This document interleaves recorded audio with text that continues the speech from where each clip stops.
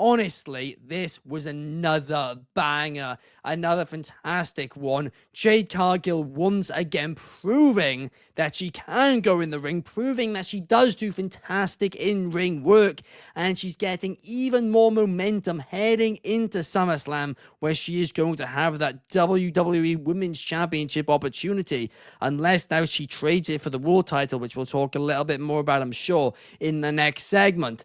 But Clark, what did you think about this? Because Jade Cargill thought that she'd finished Naomi. She thought it was the end of it, yeah. I really, really liked it. My favorite part about it is it was a little bit awkward in the setup, but she kept the super Jaded. She kept it safe. And I was blown away by that. You know, Jade Cargill gets a lot of criticism for her in-ring work, and that is a dangerous move. Absolutely. And she kept it as safe as humanly possible, and it was still a very explosive, awesome finish. I dug it. I totally dug this. I thought it was huge for Jade.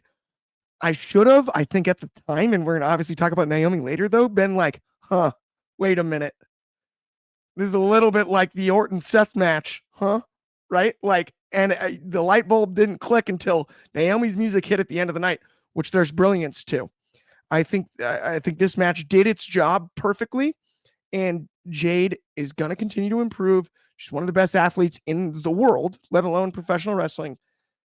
I thought she did good enough last night. Naomi, though, obviously was the star of the night across the board at the end of the night, and I thought she looked amazing in this match too. I got to give credit where it's due. She looked awesome on her side of this match. So yeah, I had no issues with it. Personally, I enjoyed it, and I think Jade's going to continue to get better and better as she goes along. As I've said a lot often, I guess. Absolutely. And to your point as well, you know, this was so close to the end of the show. It was literally like just over one match before the main event. It was just the battle royale between them. So anybody would think after being put through a table, a cash-in would be ruled out. It wasn't. It was cool because she actually sold on the entrance of the cash-in. We're going to get into that segment later. I don't want to get ahead of myself, but right? She sold that as well. And I thought that was brilliant too. Naomi being a pro's pro. Absolutely. And yeah, the future looks bright for both. Yeah, I can't. What was Bianca doing there? That was a little weird. Like, she didn't do anything. She didn't do anything. If I was going to complain, there, you know, you've got your most heated blood feud with Bianca, who has real issues with both of these women, and you did nothing with it. I almost wondered aloud last night, David.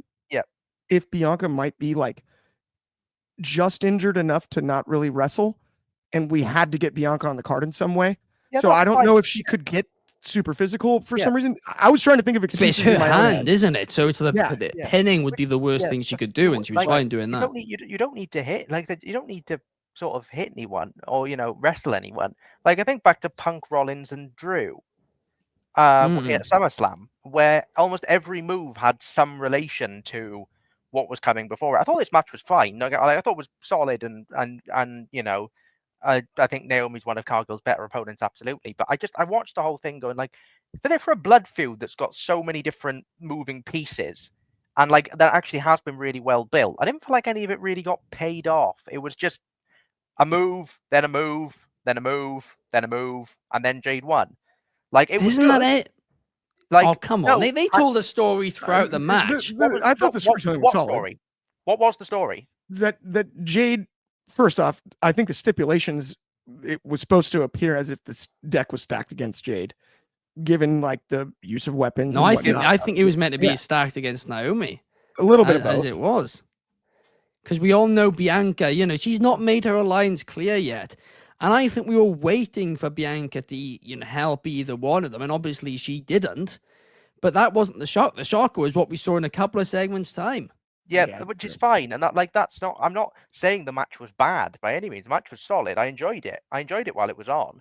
I'll be honest with you. Full disclosure, I had the same problem with Ricky and Ethan on Saturday, and I liked Ricky and Ethan got massive plaudits from people, and I thought it was great. But to me, it was there was a spot, then there was a spot, then there was a spot, then there was a spot, then there was a spot, and then the match was over. Fun, like great fun, and I thought that was inventive at least.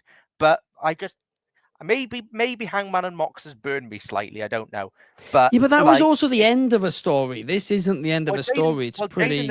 Jade and Naomi's been going on for 6 yeah, months. So when but it's not the end end? of a story. Yeah, but why have a no holds barred match then? Ben made a What's really the good point no there, holds though. barred Because match? the entire idea behind it was this is meant to be the ending to the story. Jade is showed it. meant to think she is killing Naomi. It is done. The audience Yeah. is meant to think it is done, which we successfully did do at the end of the match. She was put through a table. What happened in 2 segments time? Oh wait, Naomi is now world champion. Jade has that crown. Maybe she's going to do a U-turn and choose the other title instead. Grand. I did not expect that, David. part of the issue is that part of the issue is that I don't really care, and that's like, and that's. And this is the best story in the company right now. I honestly believe no, that. it's not. What's a better story? No, it's not. Becky Okay, Bailey. that's Becca, the, Lyra and Bailey. that's the only one you could argue. But I still think this is better. More interesting stuff than this. not Blake proper- Monroe's heel turn. I think there's. To be clear, my issue comes from the fact I just don't want to see Jade win the title, and that's what it is. I don't know. You just don't like Jade Cargill. Yeah, I think you're just not a Jade fan. It's not that I don't like Jade Cargill. I don't think Jade Cargill is currently good enough to put a world title on. I don't think she's good enough. But this is what I don't really understand, though. She has consistently been putting on good matches this year. Her improvement is unbelievable. She feels like a star. She put on a terrible match with Asuka. It was terrible. It was like watching. I'm not. It wasn't that bad. I'm not trying to dog on Jade. As I've said before, I think Jade would be fantastic as NXT Women's Champion. But she's too big of a star for NXT. Why? She's too big of a fish to fit in those waters. She's not good enough in the ring. She has more aura than practically anybody other than maybe Rhea Ripley in women's wrestling. Jordan Grace on NXT. Like, she's a million times more aura than Jordan Grace. Yeah, different is Jordan. The thing is, all this stuff's going to be clipped up and made to you like I hate Jade Cargill now. But no, I watch every match and I think Jade Cargill is totally fine. And for 5 years, I've thought she's totally fine. She's got great aura. She's got great presence. I've never cared about her in the ring. And I've always gone, she's started to get there. And I've never, I don't know. Am I just grumpy? Possibly. Do I just think she's at a stage? I think you put the world title on her and it'll expose her. Really you just pivoted to I think, listen, we're going to find out the answer. We are going to find out the answer. And I think she's going to prove everybody very, very wrong. As, in my opinion, she has been doing. But I also think, in the same way that, I also think that the problem with Jade is that, like, how do I say this nicely? I think people have built up a thing with Jade where they refuse to acknowledge any issues. And it's just... Oh, it's not. She's more hated than anybody. No, from the people who are behind her, she can do no wrong. From the people who are not behind her, she can do no right. So, like, but I think there is that combination where either every match is she's proved the haters wrong, or every match is she's not good enough, she's not good enough. To be honest, the answer is probably somewhere in the middle. Can you think she has weak spots, but that she also has like a high ceiling and a bright future? I think she can do 4 moves really well.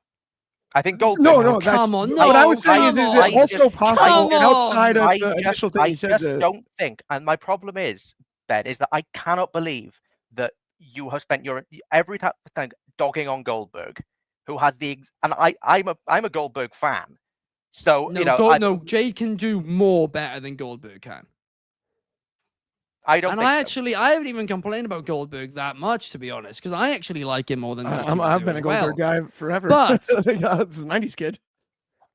But I disagree with that, because Jade, I'll admit with you though, in AEW, she came in as a big deal, especially during that early days of that TBS title reign, and she just, was just thrown in the deep end probably too fast. She did only have a few basic moves she could do. There were quite a few moments which would look sloppy, but she has improved so much. You look at the work she's done recently, the Naomi match at WrestleMania, she impresses me. To say she can only do 4 moves really well, I can't buy into that. I think she has good match. I actually think that if I'm honest, the best match she's had is the one with Tiffany on the SmackDown After Mania. I thought that was really good. That was great too. Yeah. And I was like, okay, so at the very least, that's why I kind of want them to do Jade and Tiffany at SummerSlam, because I'm like, well, like that's I think the best shot I've got of seeing. Right, okay, I every time I go into a Jade Cargill match, I want to see it.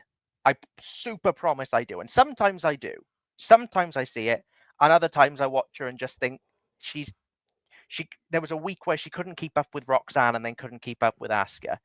And I was just like, oh, come on. I disagree with both of those. Both of those matches were fine. Fine.